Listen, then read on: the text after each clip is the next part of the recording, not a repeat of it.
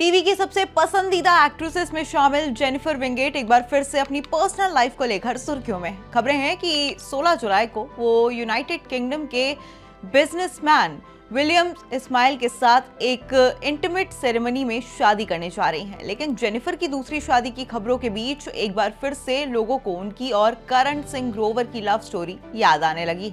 एक ऐसी कहानी जिसकी शुरुआत टीवी के सबसे रोमांटिक शो से हुई थी और शादी तक पहुंची थी, लेकिन महज 2 साल में ही टूट भी गई थी। तो आखिर क्या है वो लव स्टोरी, चलिए आपको डिटेल में बताते हैं। अब टीवी इंडस्ट्री में कई लव स्टोरीज बनी और खत्म हुई, लेकिन जेनिफर विंगेट और करण सिंह ग्रोवर की कहानी आज भी सबसे ज्यादा चर्चित रिश्तों में गिनी जाती है।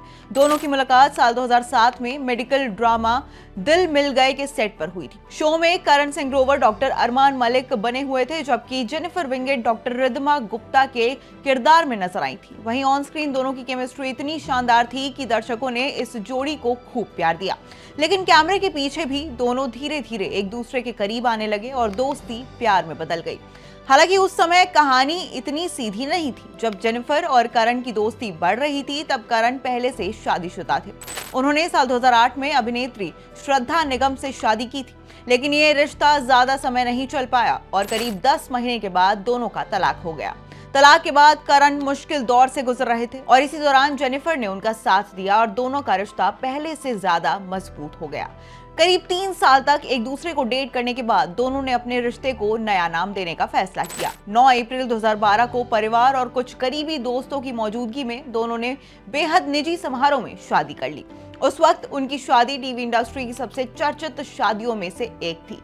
सोशल मीडिया पर तस्वीरें वायरल हुई और हर कोई उन्हें टीवी का पावर कपल कहने लगा। लेकिन शादी के बाद सब कुछ वैसा नहीं रहा जैसे दोनों ने सोचा था। शादी के लगभग 2 साल बाद ही रिश्ते में दरार की खबरें सामने आने लगी और इसी दौरान करण सिंह ग्रोवर को फिल्म अलोन मिली, जिसमें उनके साथ बॉलीवुड अभिनेत्री बिपाशा बासु थी। अब फिल्म की शूटिंग के दौरान दोनों की बढ़ती नजदीकियों की खबरें भी लगातार सामने आने लगी। वहीं मीडिया रिपोर्ट्स में दावा किया गया कि करण और बिपाशा की बढ़ती दोस्ती का असर उनकी शादी पर बहुत ज्यादा पड़ा। हालांकि उस समय इन खबरों पर अलग अलग दावे किए गए और किसी भी पक्ष ने विस्तार से सार्वजनिक बयान नहीं दिया। आखिरकार साल 2014 में जेनिफर विंगेट और करण सिंह ग्रोवर का तलाक हो गया। दोनों ने अपने अपने रास्ते अलग कर लिए। तलाक के बाद करण सिंह ग्रोवर ने साल 2016 में अभिनेत्री बिपाशा बासु से शादी कर ली। आज दोनों एक बेटी देवी के माता पिता हैं और अपने पारिवारिक जिंदगी में काफी ज्यादा खुश भी नजर आते हैं। और इसी के साथ सोशल मीडिया पर इस कपल की अपनी बेटी के साथ बहुत सारे वीडियोस भी आए दिन वायरल होते रहते हैं। वहीं जेनिफर विंगेट ने अपने करियर पर पूरा फोकस किया। उन्होंने कई सफल टीवी शोज और वेब प्रोजेक्ट्स किए और हमेशा अपनी निजी जिंदगी को लाइमलाइट से दूर रखा। लंबे समय तक उन्होंने अपनी रिलेशनशिप को लेकर कभी खुलकर बात की ही नहीं और अब खबरें हैं कि 41 साल की उम्र में जेनिफर अपनी जिंदगी की नई शुरुआत करने जा रही हैं। मीडिया रिपोर्ट्स के मुताबिक वो 16 जुलाई को यूनाइटेड किंगडम में बिजनेसमैन विलियम इस्माइल के साथ एक निजी समारोह में शादी करेंगी, जिसमें सिर्फ परिवार और करीबी दोस्त ही शामिल होंगे।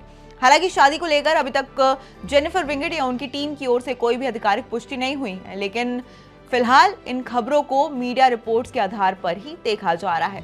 अब प्यार, शादी, अलगाव और अब जिंदगी की नई शुरुआत। जेनिफर विंगेट की कहानी यही बताती है कि जिंदगी हर मोड़ पर दूसरा मौका जरूर देती है। अब सबकी नजरें जेनिफर की शादी की तस्वीरों पर है कि कब ऑफिशियल वो मिसेस इस्माइल बनने की न्यूज अपने फैंस के साथ शेयर करे।